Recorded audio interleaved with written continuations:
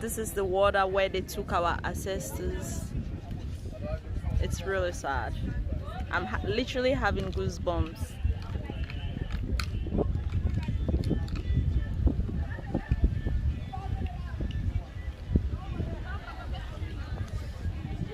Where you will be seeing the real chain and shackles that are used on the neck of our forefathers. This is the entry of the slave trade.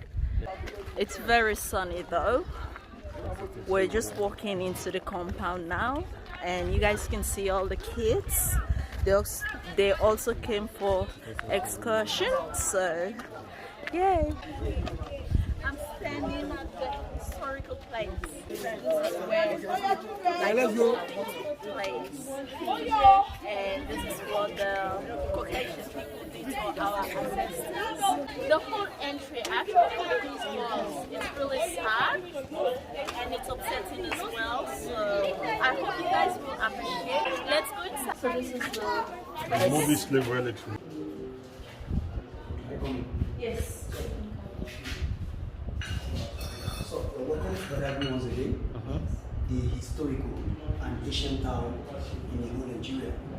Once again, I welcome you to let me found the slave zone in Badagry. Badagry was founded 1425, and the slave trade started in Badagry 15 centuries ago.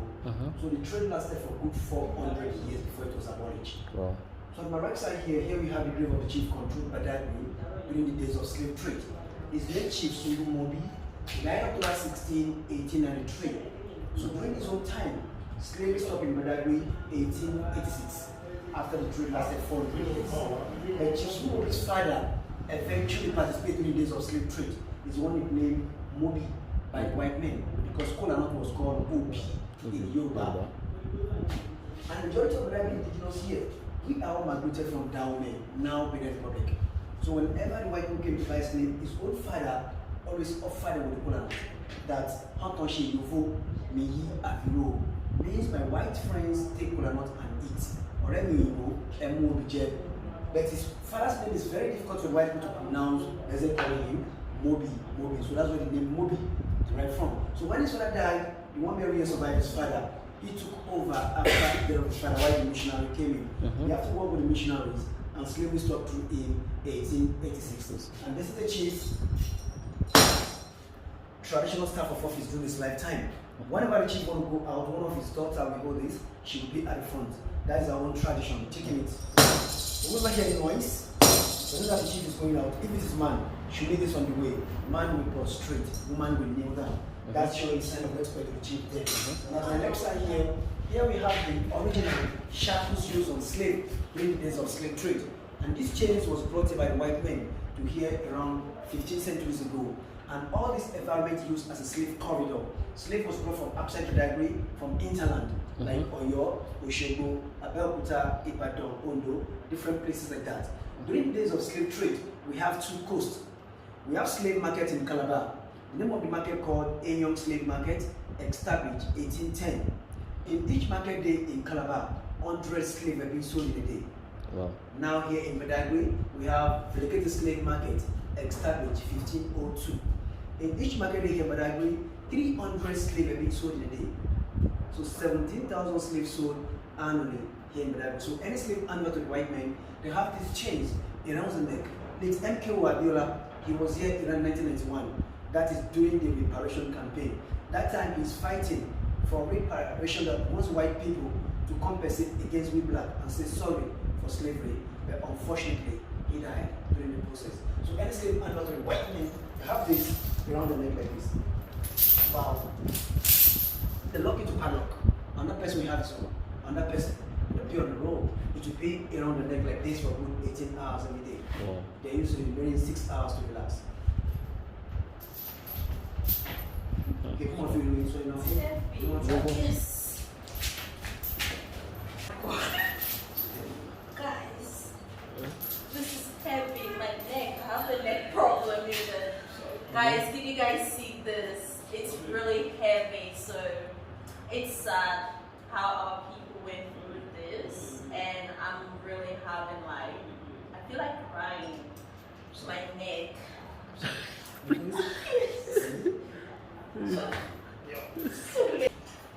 One person's leg here, another person, you have to lock it.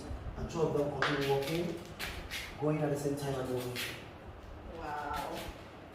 That's really hard. It's very difficult. Thank you. Movement So wise. these rules will stop on slave.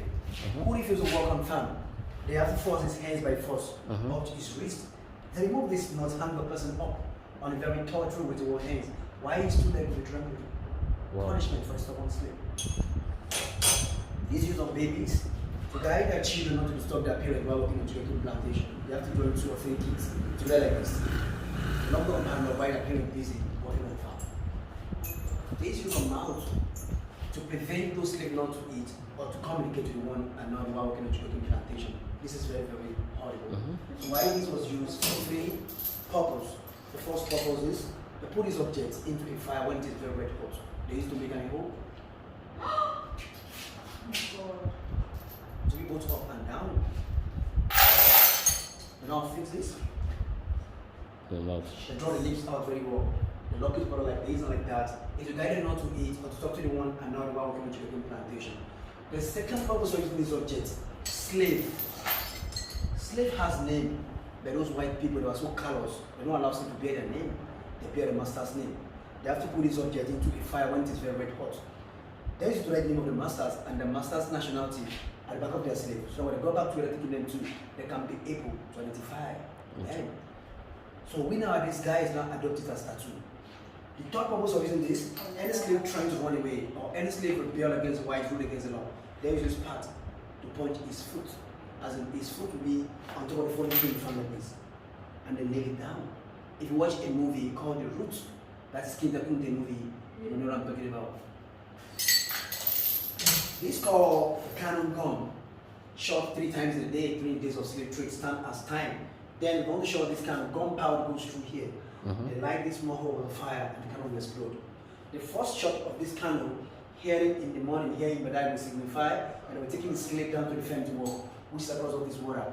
Second one in the afternoon, they have been arrived from the farm down to where the money kept them, called the Brazilian slave barracoon. The third shot of this cannon signifies a curfew, meaning everybody in this Badagry must remain indoor. Anybody caught after the third shooting have to face the consequences, namely sold out into slavery. Because during the holy days, all this environment used as a slave corridor. Slaves used to spend like 3 months within this environment before the white people ship them away to the New World, to places like Cuba, Jamaica, West Indies, Brazil, America, different places like that. So this is the money spent in those days, cowries. Cowries only recognized within our Southern Africa as money. But the white people, they couldn't recognize this. Is that okay if I can feel it? They can feel it. Oh, wow. So the white people, So they this couldn't is recognize money. this. Yeah, they couldn't recognize this. In order for them to buy slaves, they practice trade by barter. So they have to bring things like gunpowder, iron, cotton, mirror, umbrella in exchange of human being. So like them, a bottle of whiskey like this in exchange of 10 Hebrew men, 10 slaves in exchange. So this is why the slave have the drinking water. When the slave arrived from the farm, the females was at the tie their hands back, open their mouth lock with a heavy chains around the neck. And as they prepare down here, they drink like animals. No cup. So right here we have a royal musical extrait found in royal families in Badagry called a jogan. Whenever King of Badagry or chiefs of Badagry have any ceremony, women use this. As in women go to string, when singing, dancing, singing their own dialect, which is Ogun, singing, dancing, making melodious sound in terms of the musical instrument. So why some of the women hold these gongs? Beating it, so we have a different sound like this.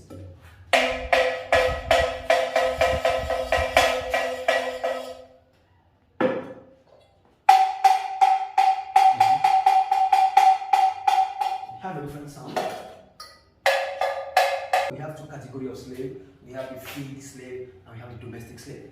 So the white people sell their head with some of the families and they use some of the male slave at home, like a domestic slave. So in order for such people to have sexual intercourse with their own wife or their daughter, they do castrate them. So that is to say, they do castrate some of the male slaves during the days of slave trade. On the one here we have some light talks about resistance and punishment. How the slaves are being punished. And also We also have this talk about the marching to the coast, which is marching to the point of no return. It was called point of no return during the days of slave trade, but a lot of people, a lot of tourists go there now and they return back home. And also here we have, this talks about delegated slave markets established 1502. In each market day here, 300 slaves were being sold in a day. So 17,000 slaves sold annually in this very market. And this also talks about the middle passage, how things are being arranged, why taking them away to the unknown destination. Why finally, this talks about separation of a family. Father will be sold to another merchant, mother will be sold to another merchant, so they will never come across themselves to the end of their life. So that is all what we have for you. Oh my god. It's horrible.